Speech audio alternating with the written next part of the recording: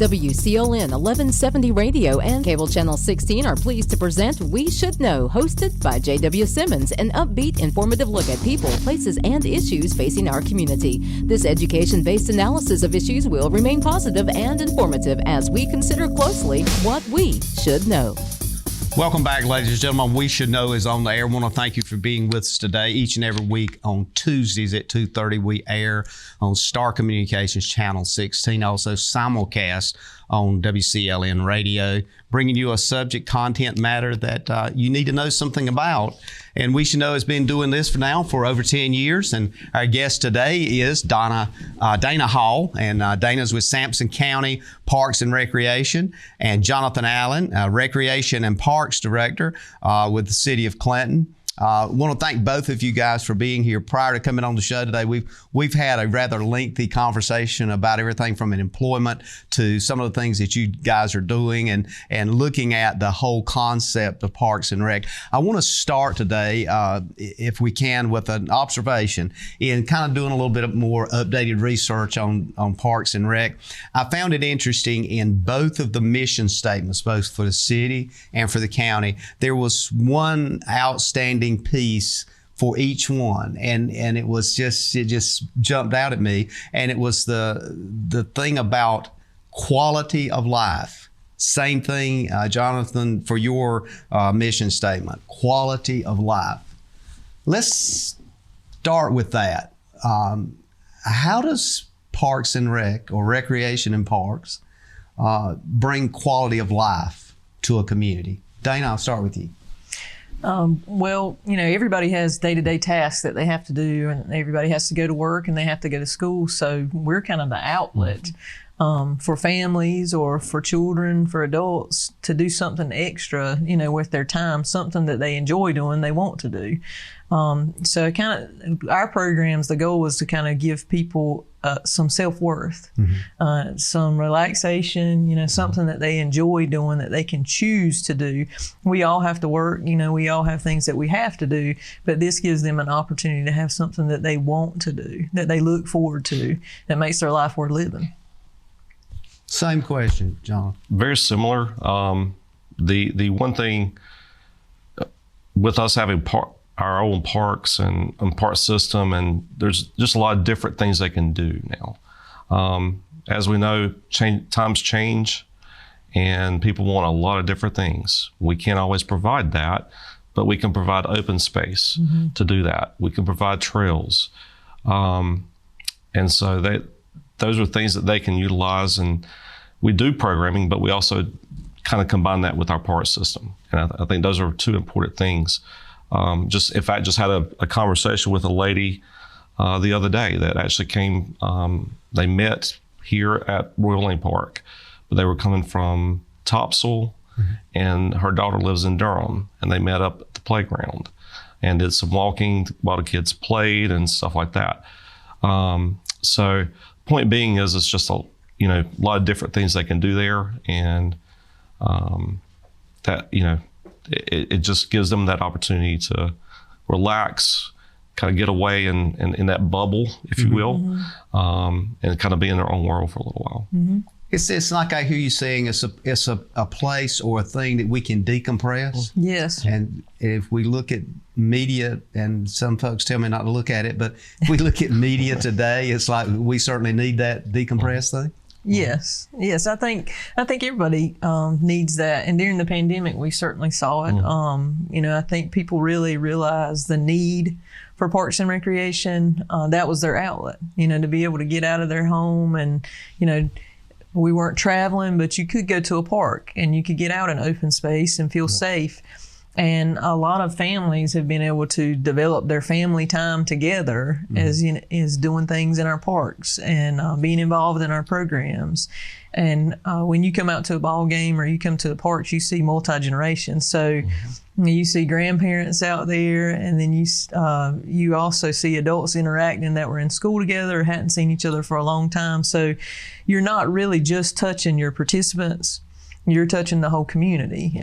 People are not just coming from Sampson County to our events. They're coming from other counties to enjoy with their families and their friends.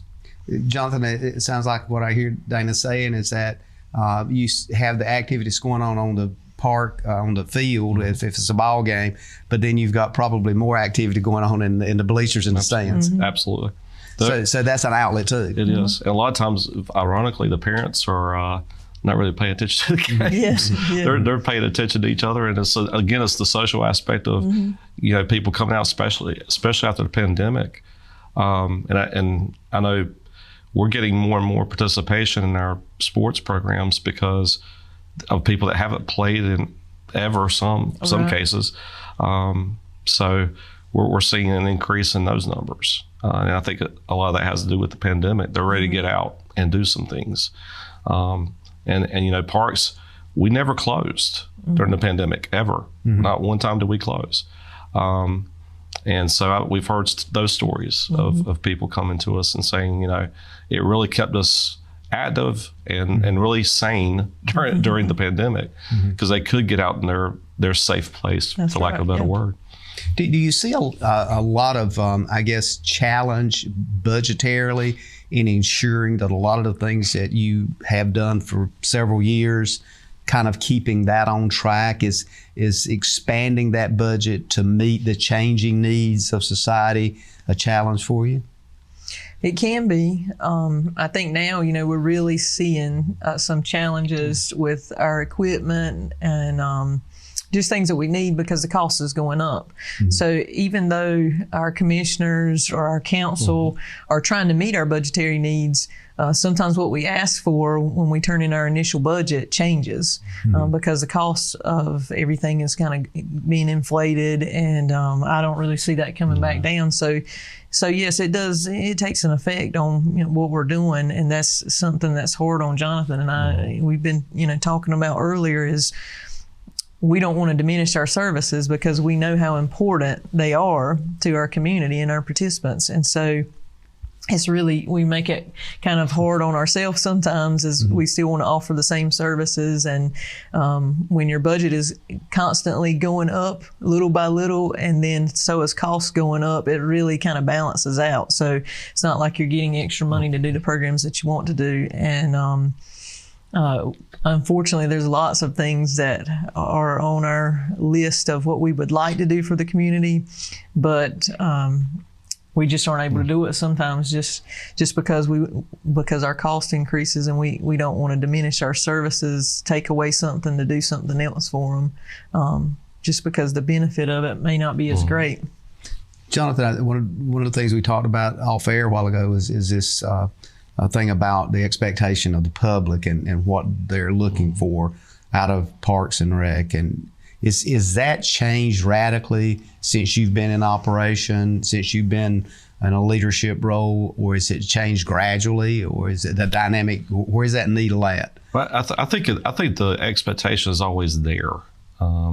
Especially it can. I think it increases as the usage increases, and what I mean by that is that with more people coming out to your park system, whether it be programming or whether it be just come out to walk or go to the playground or whatever it may be, the more people that come, the higher expectation is going to be, which presents those challenges.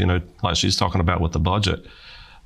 I think what you're going to see is as we go forward, it's going to be down the line is where that's going to come in line, because you're going to have more use and wear and tear on your equipment. So it may have been that you could expand that life expectancy of that equipment by another, maybe it's 3 years. It may cut it down to 1.5 because of usage. So I think and like she says, those prices aren't going down, they're only going to go up. It's just like asphalt prices. They never go up. I'll never go down. They're always going to go up. So it's just like everything else. Now, you mentioned the price going up thing. I think typically folks have seen, and now I've kind of started expecting 25 to 40% markup from everything from the grocery store to the gas tank. But they don't really think about that relating to Parks and Recreation. I think that's a good point to bring out. Is there things coming up that folks maybe need to prepare themselves for, particularly for spring of 2022 and summer of 2022? Well, I think, that's a conversation we may need to have in the future, and it's not something that we really want to do. We don't want to raise the fees just because we want to make it equitable so everyone can participate. That's our goal. So, will we have to raise fees at some point? Yes, I'm sure we would have to. Are we going to raise them in the near future? No. We're going to try to wait it out as long as we can. And try to see if things will level out some.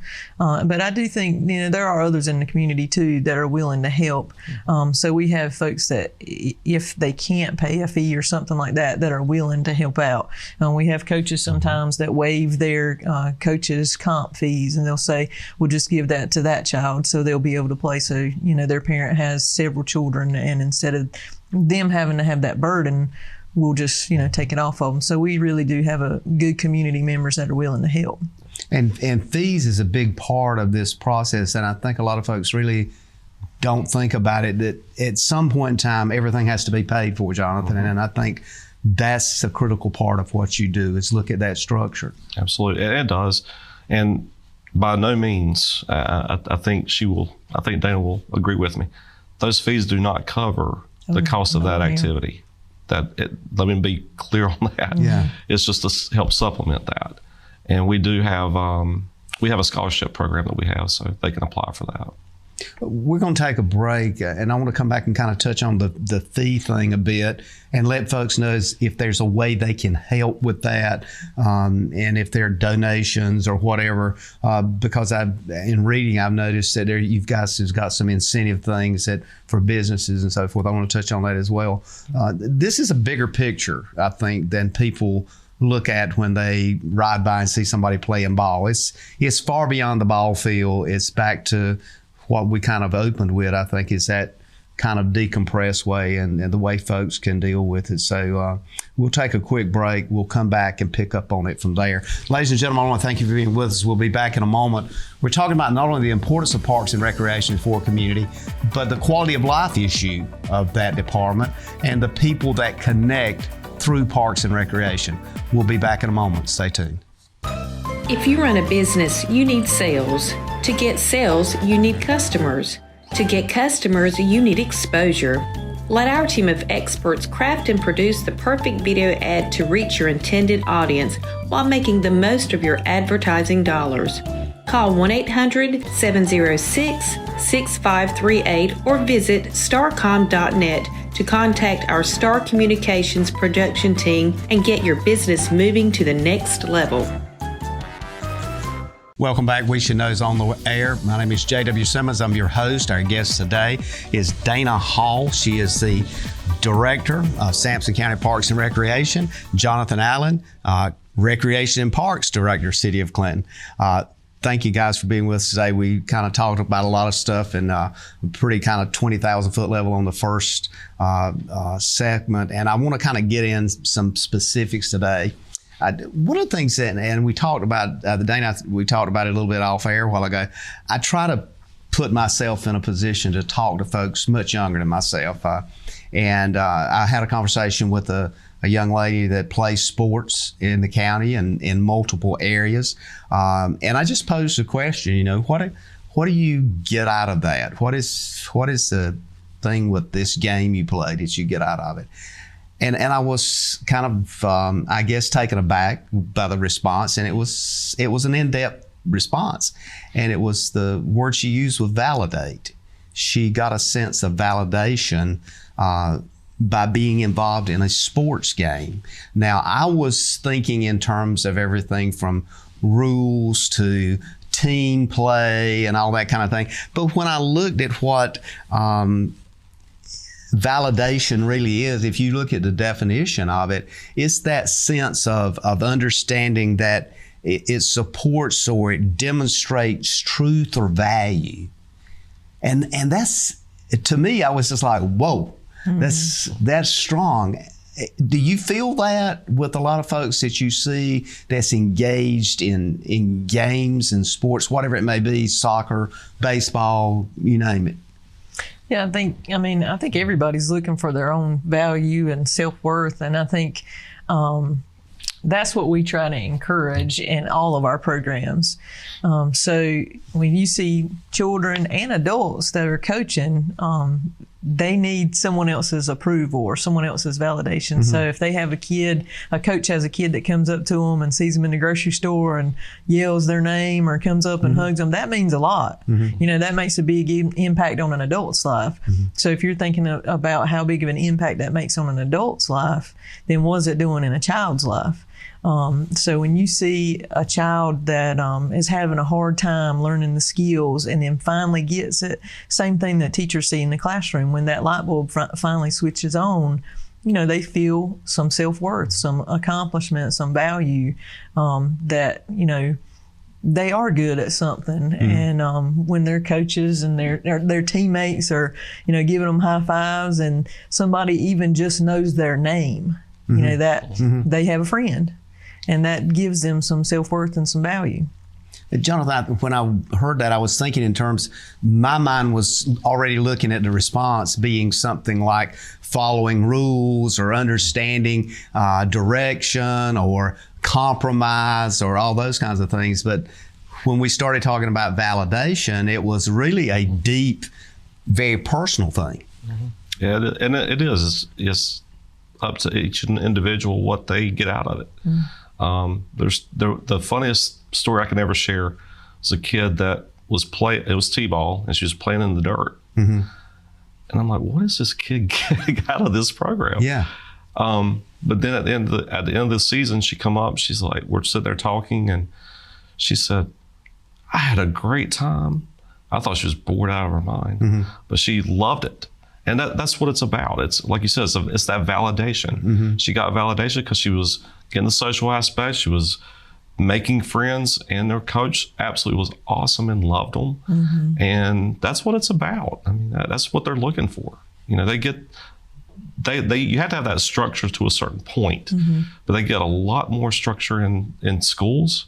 They don't want that when they get out. They want to have a good time. They want to come out, enjoy their friends, socialize, make sand angels if it's baseball, and stuff. They want to do those things. They don't want that structure. They want to kind of be free. So do we miss this in some of our larger cities in the area? We see a lot of violence and so forth going on, and sometimes we're kind of set aback at what we hear on media platforms with shootings and all kinds of things. If we had to look at that just from looking outside, are they missing in those communities that parks and recreation thing where people do come together, people have identity, they have validation? Well, I wouldn't say that because we know, a lot of parks and recreation directors that are in, some of those situations. And certainly, we're in a much different situation here. But I do think that they try to look at what programs they need to prevent that. And they're trying to do a really good job of doing that. But, as we talked about earlier, I mean, sometimes everybody doesn't have the same are able to participate. Right. We have a lot of parents that have jobs where they can get off and they can go to their game, or they can take them to their dance or their program that they're in. But then we have a lot that don't. They have to work a shift job, or they're having to work overtime because they don't have enough employees right now. And so, their kids' activities have to take a back seat. And then that allows, for other things to happen. But that's, one of the things we were talking about earlier is we're trying to figure out ways around that. So if transportation is an issue or nights are an issue, how to change our programs to meet the needs so things like you mentioned don't start happening here. And I do think, directors in other areas are really trying to work hard to combat that. And they do a good job. And, obviously it's not all going to go away.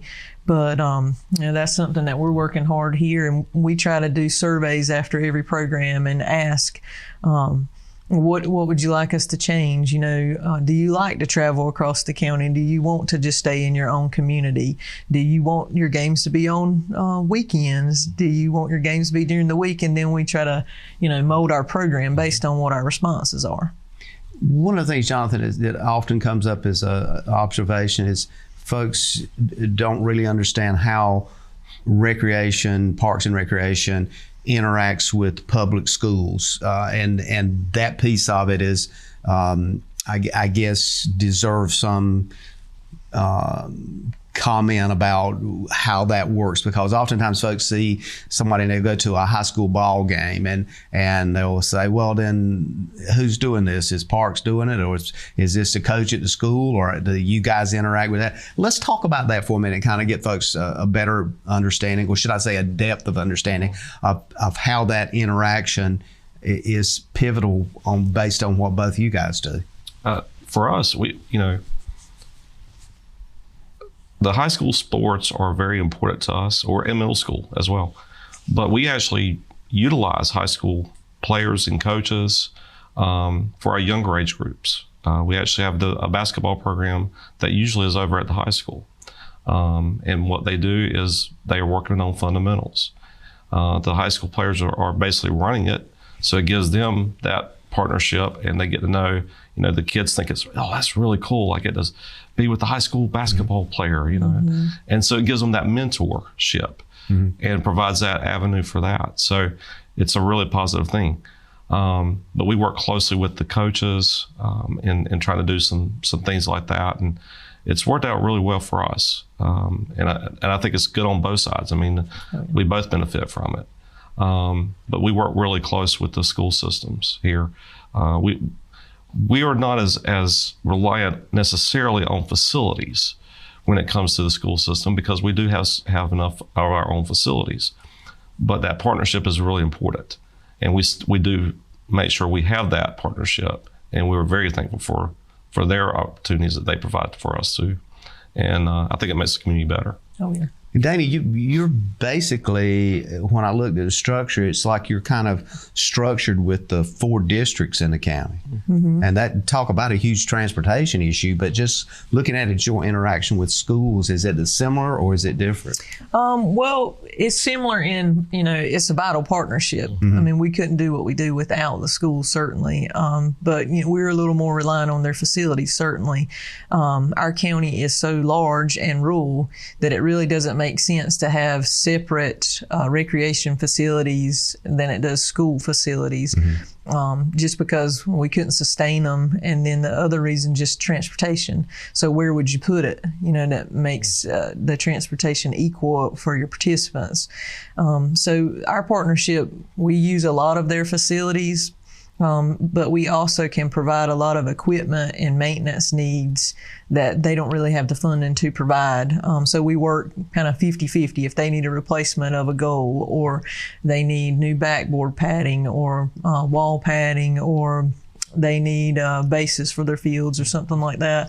And if it's a field that we use and something that we can do, we certainly try to work together. Or a lot of times it's just going out there and providing labor that everybody works together to work on a field that needs some extra care.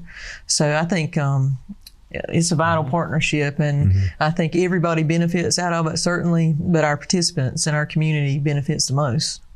Since both of you have been in the position, and we'll probably need to maybe extend this over to from the next segment, but since you've been in the position you're in, do you see a greater interest in growing that partnership from people in the community? Are they reaching out to you more, or do you hear less from them? I mean, I know we're coming out of the COVID thing, but it just seems like I hear so much now about the importance of parks and recreation. I mean, people will just say it's just an important part of the community. And we'll start that. I'll give you about 15 seconds each, and then we're going to have to go to a break.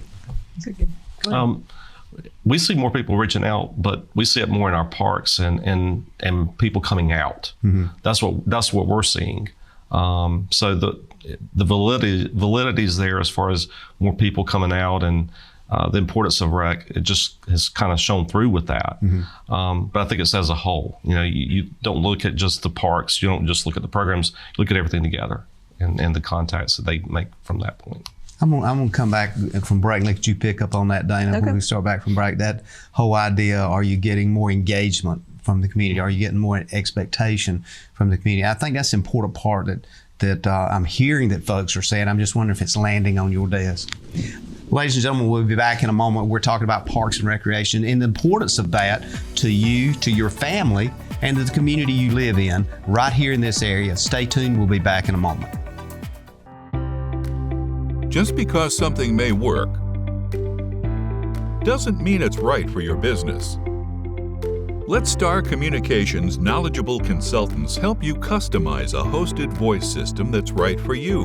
Our dedicated experts work with you to understand your business needs and guide you at every step, from choosing and installing services to ongoing maintenance and support. Contact Star today. Welcome back, folks. We Should Know is on there. We're talking with Parks and Recreation today. We're talking with Dana Hall and Jonathan Allen, both directors of Park and Recreation right here in the Sampson County area and the city of Clinton. Dana, when we went to break, we were talking about this engagement from the community and the kinds of things, the expectation of communities. And Jonathan, we got your comment, and I want to kind of segue that to just kind of hear what you're hearing from the larger geographical area of Sampson County about the expectation folks have for Parks and Recreation, and has it changed over the past years?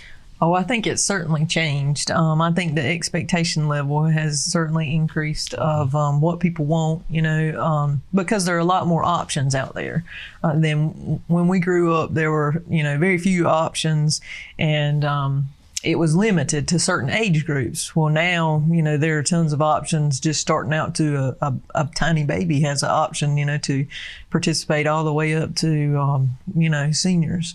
So I think we have definitely seen expectations increase, but I do think it's also helped the relationship with us in the community. I mean, we have people coming up to us all the time now just saying, thank you for what you do. We're really appreciative, and being more willing to talk to us about their needs or their wants instead of before. Sometimes it felt like demands, but now it's more of a conversation.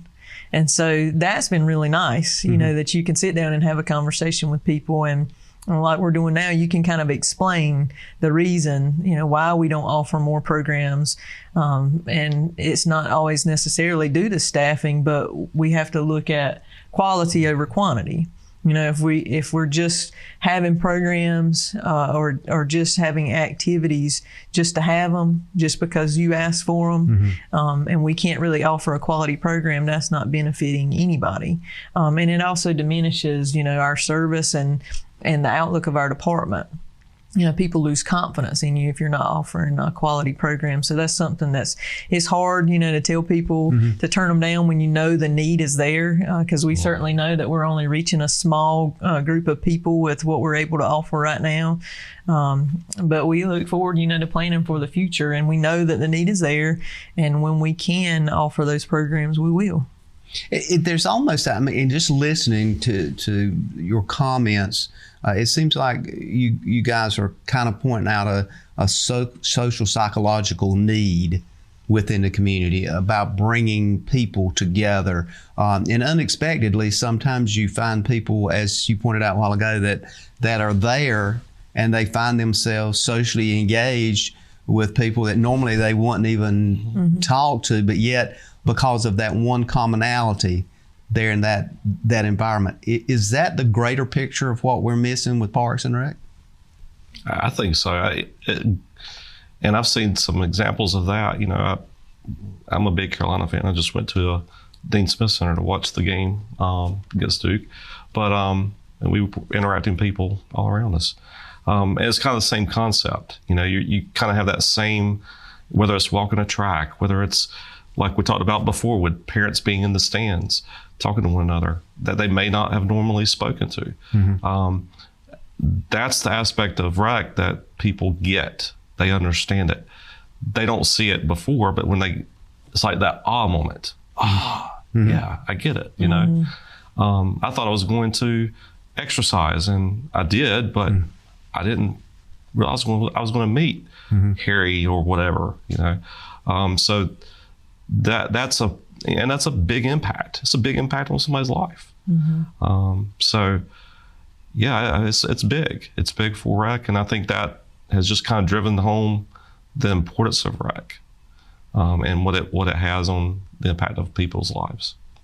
Yeah, I want to just toss something in the mix here just for a point of observation and discussion. As you know, we're fixing to have a YMCA open here in Clinton, and there's a lot of expectation with that. How does that blend with and fit with some of the things that you guys do? Is that going to be a huge plus for you? Is it going to be a partnership? Is it going to be duplicity in some cases? Because I thought about that, Jonathan, since I know you've got a pool and that kind of thing.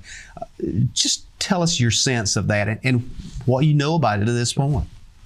Well, I don't really think it'll be a lot of duplication of services. Honestly, for us, I think we kind of welcome it. They're going to be able to provide some programming and activities that we're unable to provide with our facilities or the staffing that we have. So I think, it's going to be really good for everybody. And I'm sure there will be times that we do partner. We'll be looking to help each other and special events. And sometimes it just doesn't make sense for everybody to do their own program. It makes sense for us to do some things unite and do them together. So I think, both of us would welcome that opportunity. Absolutely. We've already actually started having some preliminary meetings. The good news is they do have the person that's, he runs that one and the one in Wilmington, but it's the same gentleman that was there with the Wellness Center when the Wellness Center was open. Yep. So we've already got that connection. We had worked with them on lifeguard stuff. So we already have that connection. And based on our conversations, I feel really, really good about the partnership possibilities. And like Dana said, they're going to be offering some things that we can't necessarily offer.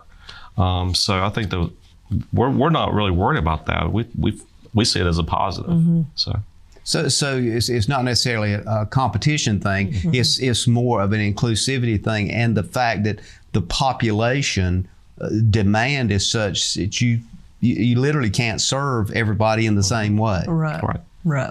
But still, Dana, one of the things that strikes me with YMCA, this is a fee-structured operation. I mean, they literally, either through donations or their fee structure, have to cover those expenses. That's a relatively huge expense from previous times looking at some of the things that's happened there budget-wise. Well, yeah, and you have to just, like you just mentioned, it's set up differently than what county government is set up.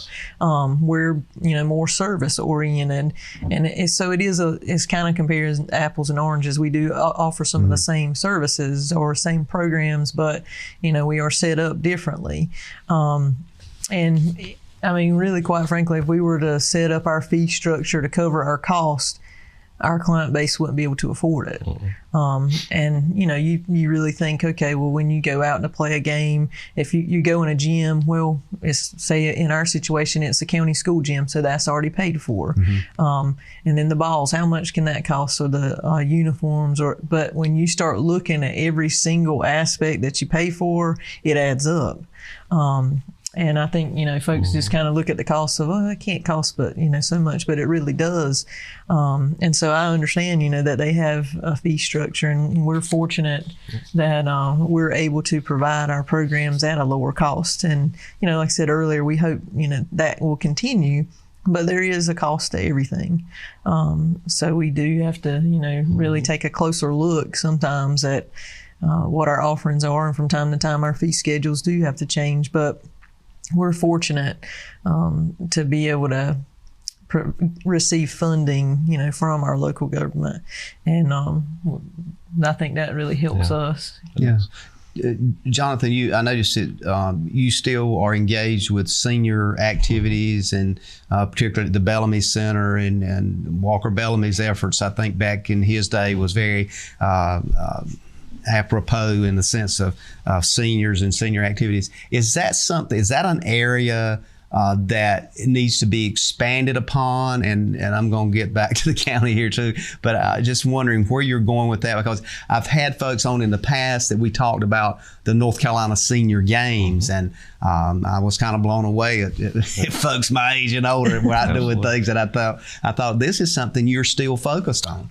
Actually, it's funny you mentioned that. Senior Games is coming up, and Dana's involved in that as well.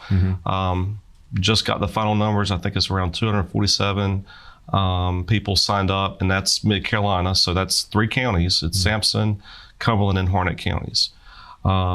So the numbers are up this year as opposed to last year. They did virtual only. There's a few that are doing virtual this year just because of numbers. But Yeah, it's amazing to see the seniors come out. I try to urge every senior I know, come on out, Yeah. And seniors are now identified for senior gains purposes as ages 50 and over. Mm-hmm. So they can participate if they're age 50 or over. It's important for them to get out, and it's amazing to see them compete. Mm-hmm. And we're actually adding one new one at Royal Lane. They're going to be holding the cycling this year. So we're going to be doing that over there. And I think we've got 8 signed up, which is awesome. pretty good for that. Just kind of give you an idea, Johnson County in the past 2 or 3 years, at least, maybe a little bit further back than that, only had about 3. So their population-wise are much bigger, and we're having more than double what they did. That's right. So that's phenomenal, and stuff. But we're always open to doing new programs for seniors at the Bellamy Center. Like you said, Mr. Bellamy was instrumental in getting that stuff started. Went back a little bit on the bands playing. We used to have bluegrass coming into play, but we've had some that have reached out interested in coming again to do that program. So we're going to be looking into that. Pickleball courts, we're getting ready to do that. So new pickleball and tennis courts up by the main office. We met with a contractor on that, so that's moving forward. So that'll be coming up soon too. So we are trying to expand what we do. And that's the kind of thing that if folks listening to the show today and they wanted to reach you, they could call 910-299-4900. 4906. Okay, and your extension is 3061. Is that correct? Yes, sir. I think that's important to touch on because oftentimes we just look at it as a young person's sports, baseball, soccer, basketball, whatever. But the senior and the senior part is, as you just pointed out, a state level activity. So we're going to take another break and we'll come back. I'll let you touch on senior games too when we come back, Dana. That'll be kind of the lead in for the last segment. So ladies and gentlemen, we want to thank you for being with us. We're talking about multiple issues that Parks and Recreation and Parks is engaged in right here in your area that impacts your life, your family each and every day. And I think these folks would say they look forward to your participation in this. Stay tuned. We'll be back in one moment. To get the most out of your electronic devices, you need a strong internet connection and a protected home Wi-Fi network. You need high-speed internet from Star. Star has the fastest, most affordable high-speed internet service available for all your devices. We have no long-term contracts or high-pressure sales. Our service speaks for itself, and switching is hassle-free. We take care of everything with free installation from a local company. High-speed internet from Star. Internet at the speed of life. Ladies and gentlemen, thank you for being with us. Always, I try to take a few moments in each show to just kind of express my personal appreciation and the appreciation of all of us that make this show work each and every week, of the input you have and the comments you have about shows we've had and suggestions about upcoming shows. And certainly We Should Know is about trying to bring information and education to the community. And apparently we're doing a fairly good job with that. I just wanted to mention an event coming up. One of our viewers over in the Cumberland County area called me, or actually emailed me. This was an email request that we mention a event they've got coming up at Cliffdale Community Church, and it's a family fun day. 7763 Cliffdale Road, Saturday, May 14, 10 a.m. to 3 p.m. and it's a blood drive. I'm going to hold this up. Hopefully we can get this on camera if I can hold it still enough for the camera folks to zoom in on that. There's a telephone number, and I'm going to read that to you in a moment to give them time to get a camera shot. But this is the kind of thing that we're more than happy events to help inform the community of positive things that's going on. And there's a great need, as you know now, for blood. And for that particular thing, you can contact them at 910, and that's 580-7153, and that's Cliffdale Community Church. So thank you for that information. We also encourage you to continue to watch the show and send your request to weshouldknow.edu@gmail.com. We Should Know edu@gmail.com. We look forward to hearing from you, and you can also reach us via snail mail at Post Office Box 1482. Today we're talking about Parks and Recreation. We're talking with Dana Hall, the Director of the Parks and Recreation Department of Sampson County, and also with the City of Clinton, Jonathan Allen. We've covered a lot of areas. When we went to break, come back, we were talking about the whole idea of senior engagement. I want to get your comments, Dana, on the county side of senior games and engagement in that area. And do you get a lot of activity or comments or input or participation from seniors in Sampson County? And I'm glad that, Jonathan, you mentioned 50 and above, so makes me feel better anyways. Yeah, so for senior games, I'm kind of in a unique position because I do Parks Recreation and the aging department is all together now. Mm-hmm. So we actually serve seniors through our senior centers. We have one in Garland and one in Roseboro, but then we have nutrition sites all over the county. Mm-hmm. And at those nutrition sites, we have a programmer who goes out and they encourage participation in senior games. And we buy a lot of the equipment that you need and take it out to our sites and let our seniors just give it a try, and see if it's something they are interested in. But one of the things that I think people don't think about when they think about senior games, or they're thinking about, okay, well, I can't play softball, or, I'm not good at badminton. I don't know anything about that. But there also are silver arts. So, poetry, arts and crafts, paintings, singing, playing piano, dancing. We have a lot of talent throughout our communities, but, like I said, it's in different areas. So just because somebody maybe is not a physically active and wants to participate in a sporting event, there are other events for them to participate in. Jonathan, one of the things that strikes me with senior games before we get away from this subject is that we talked off air a while ago about the importance sometimes of just kind of cutting the technology off and the media platforms. And don't get me wrong, before I start getting text and phone calls, I'm not against media. I don't have any, but sometimes it's good to just be with people and live real for a time. It's the senior games kind of help fill that void. Oh, absolutely.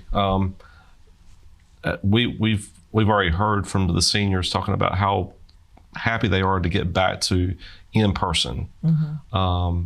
And so it's just the interactions they have, because especially like we talked about before, especially Mid-Carolina, you're talking about 3 counties. Mm-hmm. They don't see each other all the time. Mm-hmm. So this is kind of like a celebration for them. They love it. Yeah. And so we love it too, because we get to interact with them and see our friends. Yeah. And that's what they are. They're friends to us. They're friends to each other. So it's kind of a culmination of it's almost like a party, really, when you look at it that way. So they enjoy it.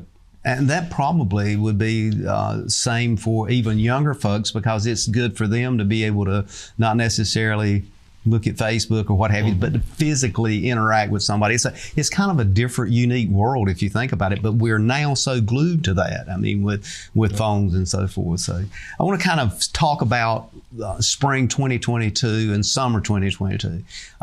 Give us a perspective, and I let both of you respond to this, on what we should look forward to in this spring. We're looking now in the last of April and May and the summer with your department, what we should look forward to and what we might engage in and what we might support. If you're a business or industry out there listening or watching today, what are some of those things that you might want to get your name labeled on? And I'll start with you, Dana. Well, we've been very fortunate this baseball, softball season. We're getting ready. Actually, tomorrow is our opening day for baseball and softball. And so we have about 550 participants for baseball, softball this year. And that's not including our 13, 15-year-olds. They'll be starting up in May. Mm-hmm. So it's too late to register for baseball and softball, but it's not too late for the community to come out and watch games and, be involved. Or we still have some volunteer positions open. We have head coaching positions are taken care of, but they would certainly welcome, other volunteers, especially when you're doing younger age groups. The more hands that you have to keep them entertained and to play with them, interact with them. But then also, we're excited coming up this summer. We're going to be registering all through the month of May for soccer. And then our soccer season will start mid-June. So we've been doing indoor soccer in the summer, and this year we're going to do a blend. We're going to do a couple communities will be indoor soccer, and then a couple communities we do outdoor soccer. So that way that'll kind of meet the needs of both people that want to be indoor, during the summer, still participating in something, and then people that really want to play traditional soccer can as well. I just learned something. I had never thought about indoor soccer. Is that something that's been going on for some time? Yeah. Does it differ than outdoor soccer? I mean, is the space? How does that work? Well, you play by the lines of the basketball court, and the ball is weighted, so it's a more fast-paced game, and it really works on your technical foot drills. So you really have to work on your footwork to keep the ball in bounds. It's somewhat more compressed, right? Jonathan, same observations. We're in the middle of baseball, kind of like her. We're in the middle of baseball. Start games for most on Monday and Tuesday next week. We're right around 250 to 300 kids participating, and always need volunteers. We, like she said, we have head coaches. If they want to be an assistant, give us a call. We'll put them to work because they always need, especially T-ball and coach pitch. We're actually getting ready Friday, a week from tomorrow, Friday the 15th of April. We are doing a breakfast with the Easter Bunny up at the Bellamy Center. This is a new program. We're doing this in lieu of the Easter egg hunt. And we've got Smithfield Foods, U.S. Foods, and the Clinton Kiwanis are actually helping sponsor that program. So we'll be having breakfast for the kids. It's $2 a kid or $2 a person to eat. But as always, we tell the public if they feel like they can't afford that, give us a call. We're not going to shut anybody out. So we want people to come. And during the summer, of course, we've got July 4th coming up, and we'll be doing fireworks on July 4th. Fireworks again, July 4th, City of Clinton. That's always a big deal. Always a packed house all over Clinton because everybody has already got their strategic point that they're going to be at so they can see them without getting into traffic. That's right. That's just a huge issue. So when I look at it, I'll just give you, a couple of moments here for last minute reflection, things we might have missed today, things you want to touch on, or things that you just want to say. So I'll start with you, Diane. Well, I would just say that there is something for everybody with the Parks and Recreation Department. And if there's something that you feel like we're missing, then certainly feel free to contact us. And like we mentioned before, that's how relationships are built and partnerships are developed. So even if you have a business and you want to be of service, or maybe you can't sponsor a team but you wanted to do some in-kind work, that's something that we would certainly welcome. There's things all the time that we need, and that really helps us out a lot as donations from people. We had a coach yesterday who needs a left-handed mitt. We need more left-handed gloves, and a lot of the gloves that we get donated are right-handed gloves. So just think about in-kind stuff as well as monetary things as well. About 15 seconds. Just come on out, participate. Like she said, call us up. Well, if you want to sponsor something, we can find something for you. I promise you. And it's a good place to advertise your business. If somebody's got a business or a company out there, or maybe they're looking for employees and they're a company and they want to get their name out in the community, they can do that. And it's really, when you look at the rates, it's really a reasonable way to not only sponsor your business, but to me, it just kind of makes it personal. It's a personal, if it's on a uniform or a kid's something they're playing with, it's just a complimentary for the community. So we appreciate everything you do and the serving this community. And Sampson, and I suspect probably some folks from surrounding areas may come over to see as well. So as we go forward, we will always look forward to this I guess, relationship to be able to call on you and say, this is something we need to do. And what I'm going to try to do today, and I'll tell our folks as we're going to off here, is that we're going to try to get the numbers up, your telephone numbers, your contact information, so it'll be on the TV screen. As they look at this, they can easily pick the phone up and reach you. And we'll appreciate you being here. Thank you. Thank you. Ladies and gentlemen, we thank you for being with us today. And of course, each and every week, we try to bring you information and education that you can use and be vital for you, your family, and for community. And Parks and Recreation certainly hits that bill. So we look forward to seeing you again next week, and may God bless. Thank you for tuning in to this week's episode of We Should Know with host J.W. Simmons. If you have a question, comment, or suggestion regarding this or any episode, please send your emails to weshouldknowedu@gmail.com. And remember to tune in every Tuesday at 2:30 for another informative episode of We Should Know.